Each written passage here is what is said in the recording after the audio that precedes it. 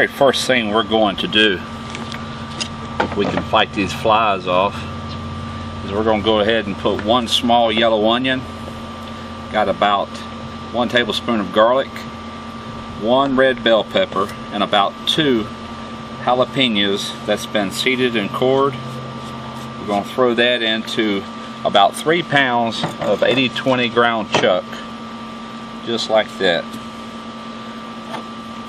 A little salt, pepper. Here's the black pepper. Use your own taste on this.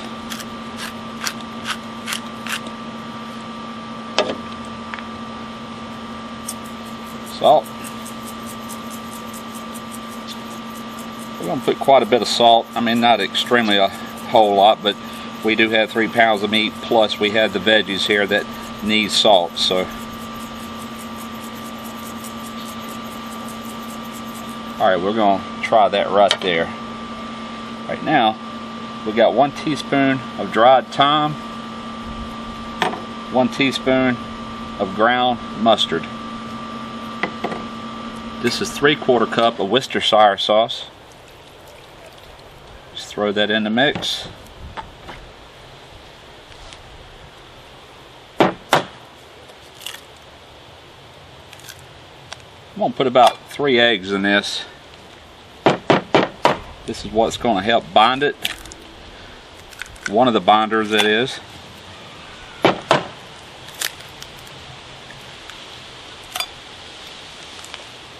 Now, about a 3/4 cup to a cup of plain breadcrumbs. We'll go with that right there. Last but not least, we're going to put about a 1/2 cup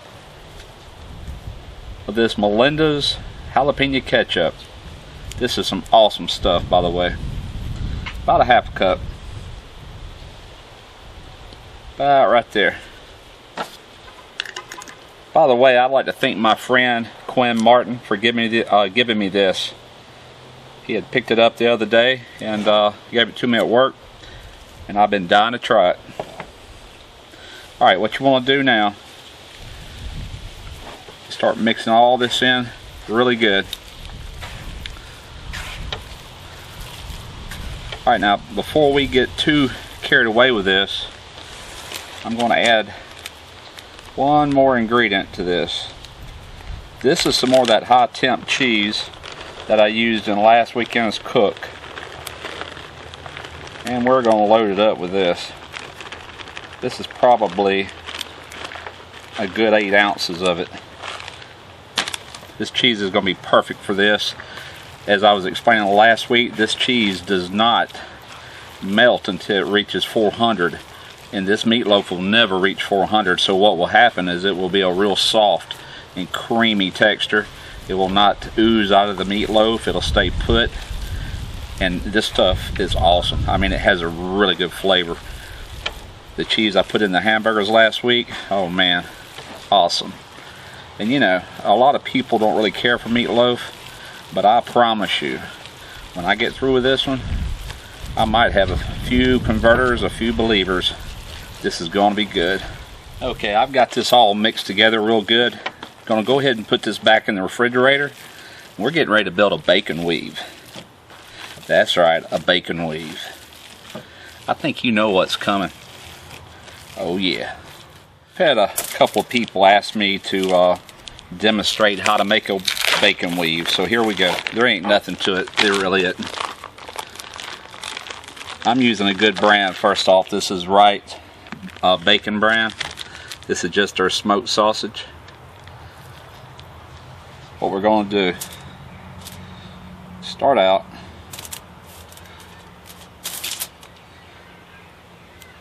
by layering the bacon side by side, just like that.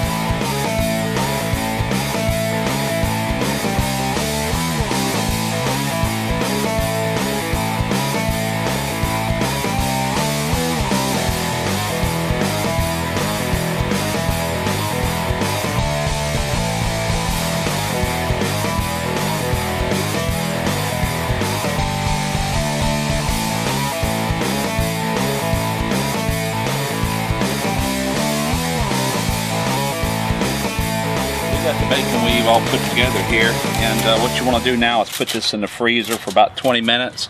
This stuff will stiffen up, and it makes it a whole lot easier to work with when it's time to roll the meatloaf. Alright, we'll be back. Alright, we're going to take this loaf, we're going to form it into a nice meatloaf. Bugs everywhere, I swear.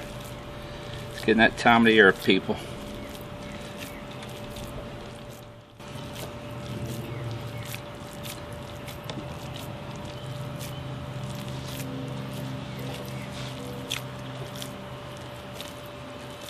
Something just about like that right there. I want it to be shaped more like a log here. This is actually a lot like the bacon wrap fatties, the bacon explosion fatty that's done with pork sausage. It's along the same lines as that, but this is in fact a meatloaf, but it's going to be loaded with some really good stuff. Alright, now for the bacon weave. Okay, I just took this bacon weave out of the freezer, and like I said, it helps it get stiff to where it's easier to work with. I'm going to attempt to transfer this big loaf onto this bacon, just like that. From here, we're simply just going to roll it up. Did I say simply? This could be a job. Oh no, that's easy enough.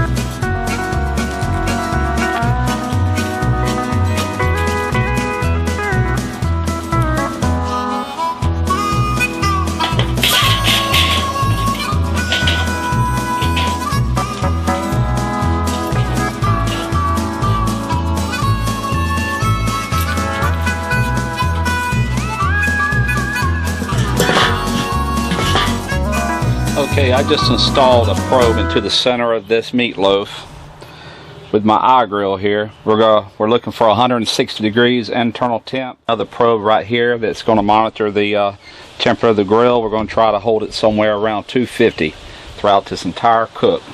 Alright, we're going to close her up. We probably won't take another look for at least a good hour.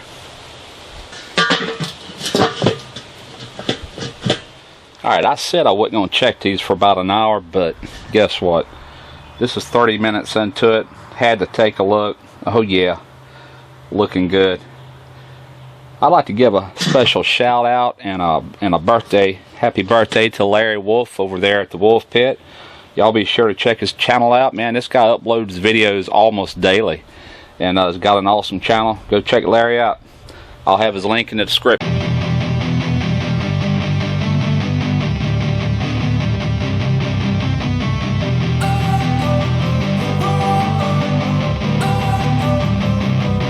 Don't wanna sleep in, cause I got something to prove. I gotta take what I hate and finally make a move. I think of you and all the shit you don't do. Well, I'ma make hella sure that I don't become you. I have no regrets, yeah, I'll tie up my chest. I'll never forget what it's like to be in debt. Been stabbed in the back bed, I'll show you what happens. Pass me the mic and I'll show you with action. I feel this pain, you already know. Turn that to game. Alright, this is step one of these loaded mashed potatoes. What I've got here is 6 pounds of Idaho potatoes that I've peeled and cut up. I've got them soaking in some salted water, and I also have some black pepper in there. We're bringing the heat up slowly. Gonna let these get tender, and then I will be back when these are tender and ready to go. Gonna show you how to put this together. Gonna be good. Stay tuned. Getting ready to make these loaded mashed potatoes. What I've got here is the 6 pounds of Idaho potatoes that have been cooked till tender. We're going to spoon them over into this mixer.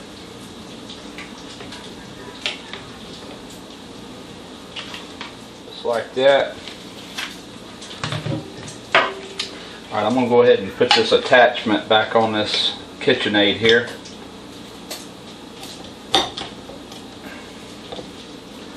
We're going to go ahead and get these whipping up a little bit. Alright, I salted my water. I added black pepper. I might have to adjust that.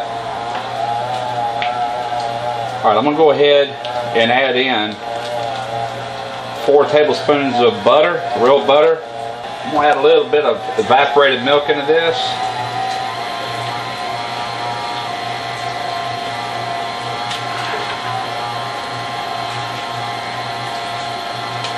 A little bit more.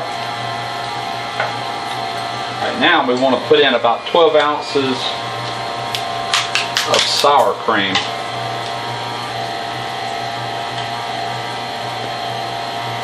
Alright, now we're going to add in a little bit of sharp cheddar cheese.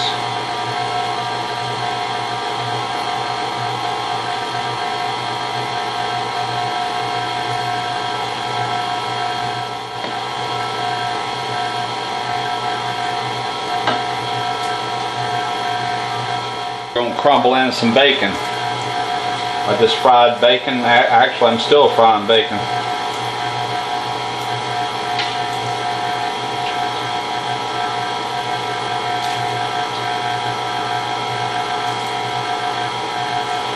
Oh man, this is going to be good. Let's go ahead and do another one.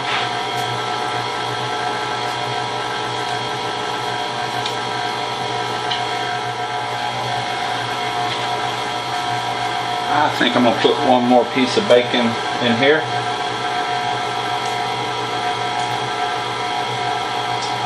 Actually, I think I'm going to put one more, because I still have more frying. Some big chunks in there. Let that incorporate for about another minute. I'm going to taste it and see if it needs any more salt. Nope, just right. Perfect. Perfect.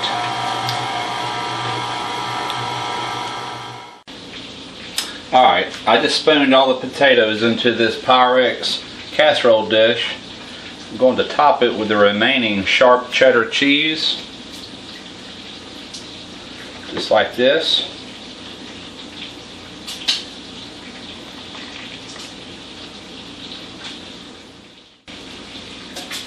Okay, now we're going to put some green onions. Keep in mind, I got 12 ounces of sour cream mixed into these potatoes. Got bacon mixed in, and I got more cheese mixed in. This is gonna rock. There ain't no doubt about it. Alright, let's put some more bacon on this bad boy. Alright, I've got more bacon cooking right this second, but I'm gonna go ahead and put on here what I've already gotten. Is this looking good or what? Oh my god. I love mashed potatoes and gravy and with meatloaf, but this is something totally different. We have taken a classic meat and potato dish and kicked it way up. Just like the title says, this is truly a bacon and cheddar overload. Alright, just as soon as this other bacon gets ready, we're going to top some more on it. We're going to put it in a 350 degree oven until everything is nice and melted, and then we're going to eat.